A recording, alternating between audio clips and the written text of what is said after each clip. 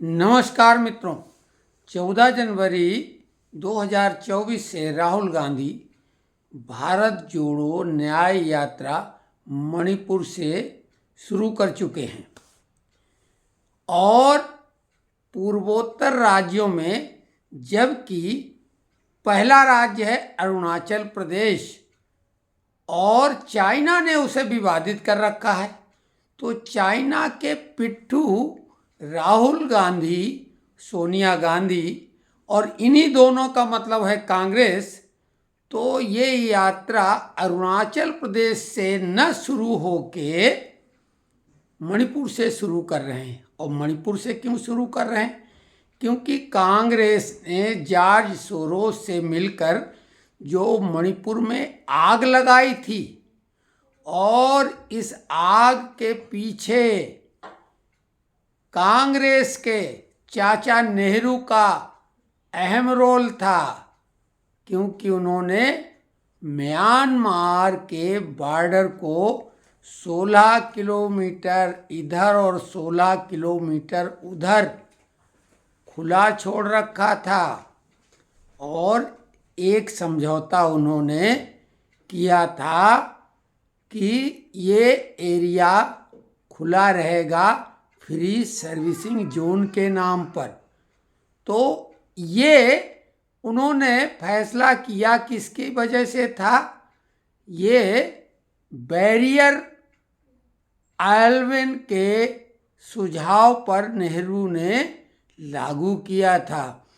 और जो म्यांमार का प्रांत है चिन लगा हुआ इस सीमा से, उसके रहने वाले कुकी भारत में जत्थे के जत्थे आते चले गए। जैसे कि म्यांमार के ही रोहिंग्या भारत में आ गए। अब ये जो म्यांमार छोड़ के आ रहे हैं, क्योंकि वहाँ पर ये ऐसी वारदातें करते हैं, कोई कानून को नहीं मानते, वारदातें करते हैं, तो म्यांमार इनको वहाँ पर सख्ती जब करता है तो ये भारत आ जाते हैं। जैसे कि पहले ये कुकी आना शुरू हुए। आपको आश्चर्य होगा कि कुकी जो म्यांमार से आए, उनकी पॉपुलेशन यानी आबादी 2300% बढ़ गई आज़ादी के बाद। और सबसे कमाल की बात है, कांग्रेस सरकार का कमाल का दरिया दिली देखो कि जो वहाँ के मूल निवासी मैती समाज है, जिसकी आबादी अभी 67% है, उसको कोई सुविधा नहीं मिली।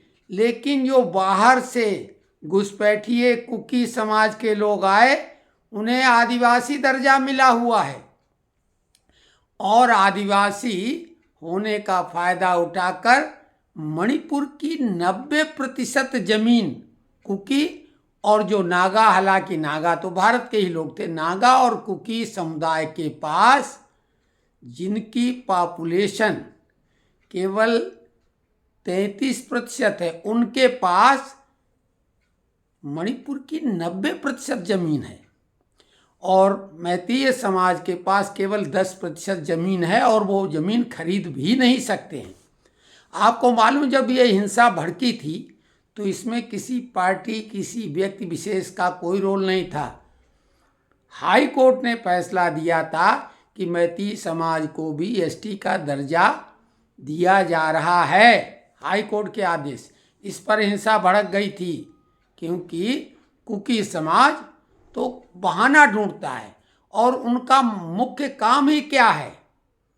ड्रग का धंधा करना, अफीम की खेती करना, और कोई कानून को नहीं माना। उनके ऊपर कोई कानून लागू ही नहीं होता है देश का। जो 7 सिस्टर्स ये राज्य हैं, उसमें केवल असम को अगर छोड़ दिया जाए तो बाकी जगह तो ऐसे कानून हैं कि उसे टैक्स हेवन भी कहा जाता है। सरकार को वहाँ से कोई एक पैसे की आमदनी नहीं है, केवल खर्चे ही खर्चे हैं। तो ये जो 7 सिस्टर्स राज्य कहलाते हैं, आपकी जानकारी के लिए बता दें, उनमें अरुणाचल प्रदेश, असम, मेघालय, मणिपुर, मिजोरम, नागालैंड और त्रिपुरा हैं। जिसमें नेहरू जी ने जो फ्री मूविंग जोन बनाया था उसमें 3 राज्य शामिल थे, मणिपुर, मिजोरम और नागालैंड। और मज़ेदार बात यह है कि बैरियर एल्विन के सुझाव पर उन्होंने म्यांमार के लिए तो सीमाएं खोल दी, आओ जाओ, लेकिन भारतीय जो अन्य राज्यों के लोग थे उनके लिए उन्होंने इनर परमिट जारी किया कि बिना इनर परमिट के ये वहाँ नहीं जा सकते हैं। तो आप अनुमान लगा लो नेहरू जी इस देश के लिए करना क्या चाहते थे। लेकिन मोदी सरकार ने इस समस्या को जड़ से ख़त्म करने के लिए कुकी समाज जो कि घुसपैठिया है उसका एसटी का दर्जा ख़त्म कर दिया, उसको डीलिस्ट कर दिया।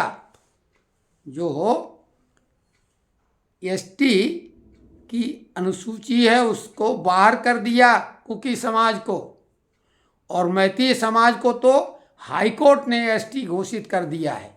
तो ये है बेहद महत्वपूर्ण फैसला और साहसिक फैसला। मोदी सरकार ने ये ठान लिया है कि ये 7 सिस्टर को अब जो है टूरिज्म स्टेट के रूप में बदल देंगे और अमन शांति की स्थापना करेंगे। तो ये जो चिन प्रांत के कुकी हैं ये चिन भी कहलाते हैं, चिन कुकी भी कहलाते हैं और चिन कुकी ट्राइब के नाम से जाने जाते हैं। इनका दर्जा मोदी सरकार ने समाप्त कर दिया। यही नहीं, जो नेहरू ने करार किया था म्यांमार के साथ फ्री मूविंग जोन का उसको भी समाप्त करने की तैयारी कर ली गई है। और जो वो बॉर्डर एरिया है उस पर फेंसिंग का काम शुरू कर दिया गया है, स्मार्ट फेंसिंग, ताकि कोई भी व्यक्ति ऐसे ही प्रवेश न कर जाए। 300 किलोमीटर एरिया 2024 में ही फेंसिंग से कर लिया जाए और कुल जो क्षेत्र है 510 किलोमीटर तक का, तो पूरा का पूरा 2027 तक स्मार्ट फेंसिंग से सुरक्षित कर दिया जाएगा। तो ये है मोदी सरकार का बेहद महत्वपूर्ण साहसिक फैसला जो नेहरू ने किया था। उसका खामियाजा ये नॉर्थ ईस्ट के स्टेट भुगतते रहे और देश के मूल निवासी अपने ही देश में बेगाने बन के रह गए थे।